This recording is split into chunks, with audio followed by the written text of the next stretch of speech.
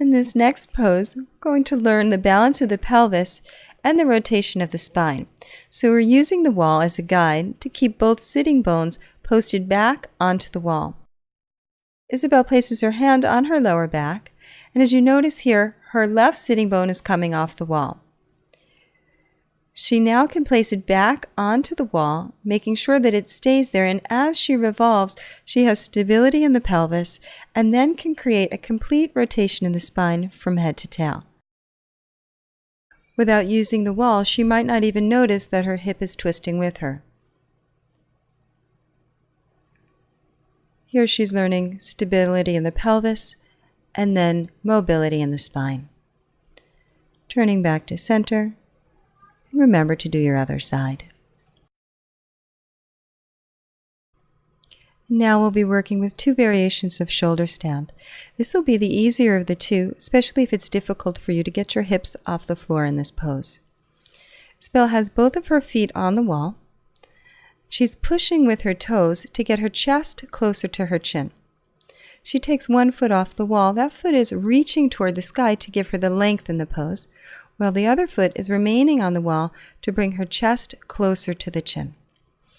Normally in this pose, I see people resting into their shoulder blades when really we're meant to be on the tops of the shoulders. If you feel confident, you might want to take your other foot off the wall and reach up through the heels. Imagine that you're standing on the ceiling. At the same time, keep pressing your shoulders and the back of the head into the floor to create grounding. When you're ready to lower down, you can bring the feet to the floor behind your head, release the arms behind you, and use your abdominal strength to slowly lower down. Be mindful at the walls behind you and don't come down too fast.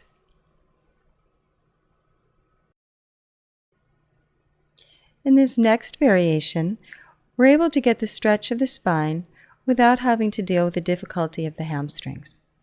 So here Isabel can bring her feet to the wall. It might be very difficult for her to bring her feet all the way to the floor. So she can begin to stretch her heels into the wall to open up the backs of the legs and still get the length of her spine, noticing that her tail really is resting right over her heart. And slowly, as the lower back and hamstrings warm up, she can bring her feet closer and closer to the floor.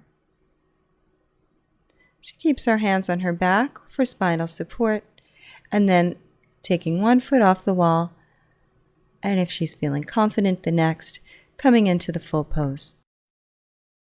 To come out, bringing the feet back to the wall, and then walking down the wall as far as you feel comfortable. Be mindful not to overdo it, as you can easily damage the discs in your lower back. Lowering down and resting there.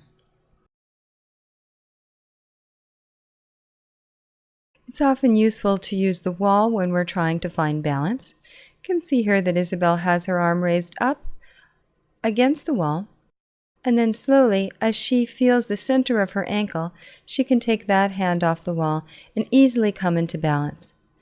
She can use the wall in her peripheral vision to help her understand where her center is. When coming into pigeon, if your hips are very tight, we find it useful to use a blanket.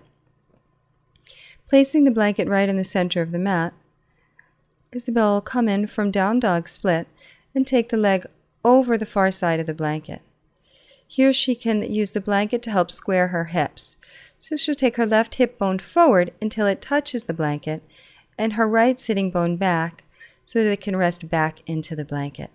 It gives her a line of focus so that the hips can square evenly, and also brings the floor up a bit so that her hips don't have to be quite as open to come comfortably toward the floor. If you find that one blanket isn't enough, feel free to wrap a second blanket so that the floor is lifted even more and you can open the hips slowly and easily.